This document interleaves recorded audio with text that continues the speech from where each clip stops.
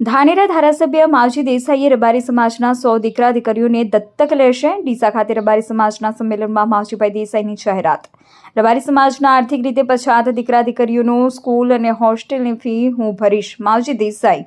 ડીસાના શમશેરપુરા સ્થિત શ્રી એમ દેસાઈ શૈક્ષણિક સંકુલ ખાતે રવિવારે રબારી સમાજનું સંમેલન યોજાયું હતું, જેમાં રબારી સમાજના નેતા, દાનવીર, શિક્ષણ પ્રેમી તેમજ ધાનેરા ધારાસભ્ય માવજીભાઈ દેસાઈએ રબારી સમાજના જરૂરિયાતમંદ 100 જેટલા દીકરા દીકરીઓને દત્તક લેવાની જાહેરાત કરતા રબારી સમાજે પણ નિર્ણયને આવકાર્યો હતો.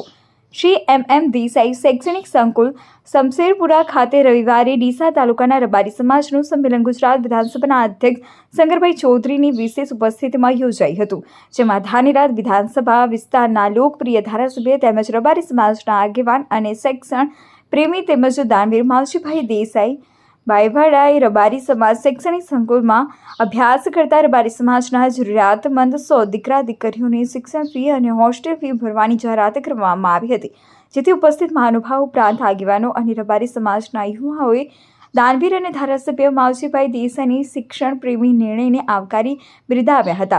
આ પ્રસંગે ડીસાના ધારાસભ્ય પ્રવીણભાઈ માળી, ડીસા એપીએમસીના ચેરમેન અને પૂર્વ ધારાસભ્ય ગોવાભાઈ રબારી, પૂર્વ ધારાસભ્ય શશિકાંત પંડ્યા, રબારી સમાજના પ્રમુખ રીવાભાઈ દેસાઈ સહિત આગેવાનો ઉપસ્થિત રહ્યા હતા. આજના યુગમાં શિક્ષણ થકી જ આગળ વધી શકાય તેમ છે, ત્યારે ડીસા ખાતે રબારી સમાજના અભ્યાસ કરવા માંગતા પરંતુ ફી ભરી ન શકનાર જરૂરિયાતમંદ 100 જેટલા દીકરા દીકરીઓને દત્તક લઈ તેઓની શિક્ષણ ફી અને હોસ્ટેલ ફી ભરવાનો નિર્ણય લીધો છે, તેમ શિક્ષણ પ્રેમી ધારાસભ્ય માવજીભાઈ દેસાઈએ જણાવ્યું હતું.